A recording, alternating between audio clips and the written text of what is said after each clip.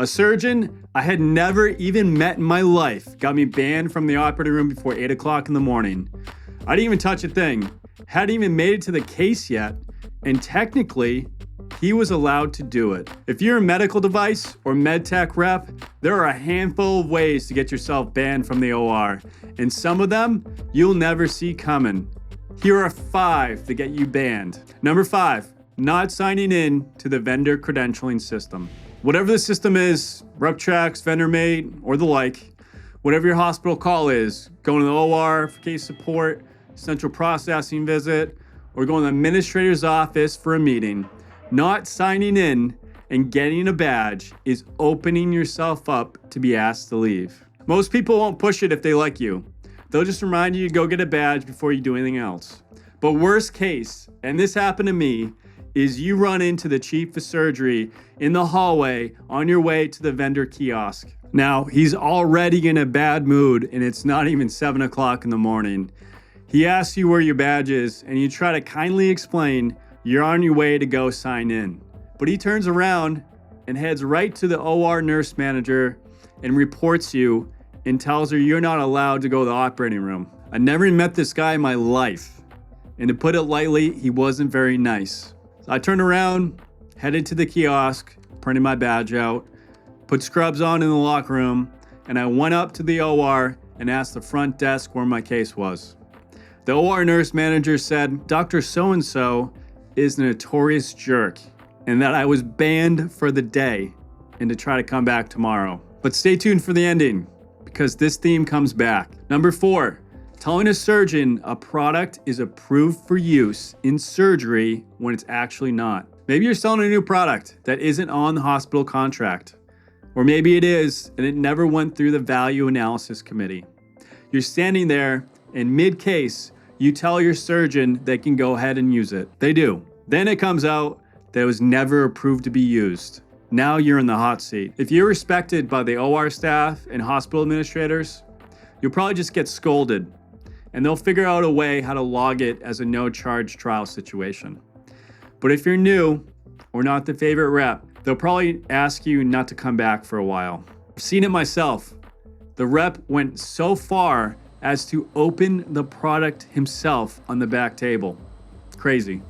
He was banned for an entire month, which actually leads us to number 3, which is opening a product during a case or touching any of the patient positioning devices or capital equipment during surgery. Straight up, don't do this. That's the circulating nurse's role. They're the ones responsible for making any patient adjustments during the case with any of the devices, touching any of the capital equipment to change settings or any of the robot settings. You as a rep should not be doing this.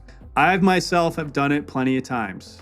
But here's the thing, don't do it. If something goes wrong, and it can, and it will, and it does, it's on you. And what goes wrong is actually coming up in number 2. So whatever you do, if a surgeon even asks you to open the product, hand it off to the circulating nurse. And sometimes, this might sound paranoid, but sometimes if you're new or not well liked, a nurse or the surgeon can ask you to open a product, and you do. And they go turn around, maybe not then, but after the case, and report you for doing so. It's crazy, I know. But even the competitive rep could see you do it and then go ahead and report you after the fact. And that is paranoia, but I just wouldn't do it. Now on to number 2, contaminating the sterile field. This rule is so simple. Do not touch anything blue. The surgeon is in blue gown, the scrub tech is in a blue gown, the back tables are all draped in blue drapes. Those are all sterile surfaces. Do not touch them. And here's the part most people don't know. The sterile field isn't just the surface. The sterile field actually extends vertically to the ceiling from that surface. What happens if you point something out and your hand reaches beyond the table? Well, guess what? You technically just violated the sterile field and now it's contaminated. Why? Because maybe a piece of dust, maybe a piece of skin, maybe a piece of dirt off your watch or what have you has dropped on that sterile field. It could lead to infection. And what do? They get rid of all the trays, all the equipment, everything, break it down and redrape it. This is the cardinal sin in the OR. Do not contaminate the sterile field. Do not do it. You do it, everybody hates you. Yeah, you just delayed the case. And more importantly, you might have just affected the patient.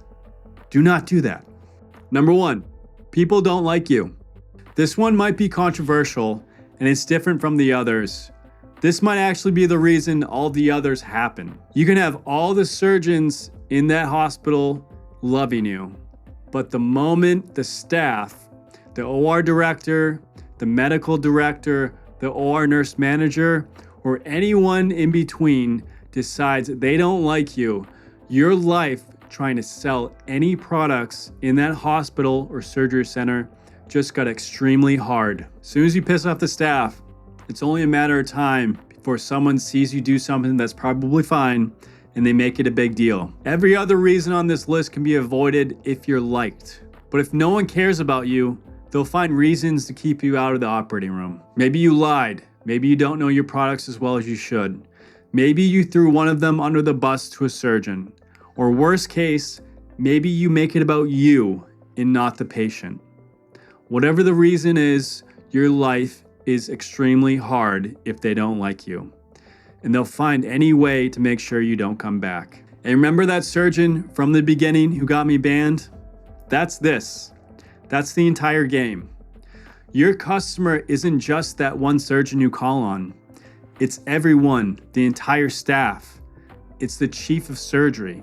And in some cases, the staff is more important than the surgeon because they're the ones who are there when you're not, opening your product and getting it used in surgery after surgery. So be mindful of that. And if there are any other reasons that come to mind, please drop them in the comments below. Or if there are any topics you want me to cover in future videos, please leave the feedback. I always welcome it. Thank you.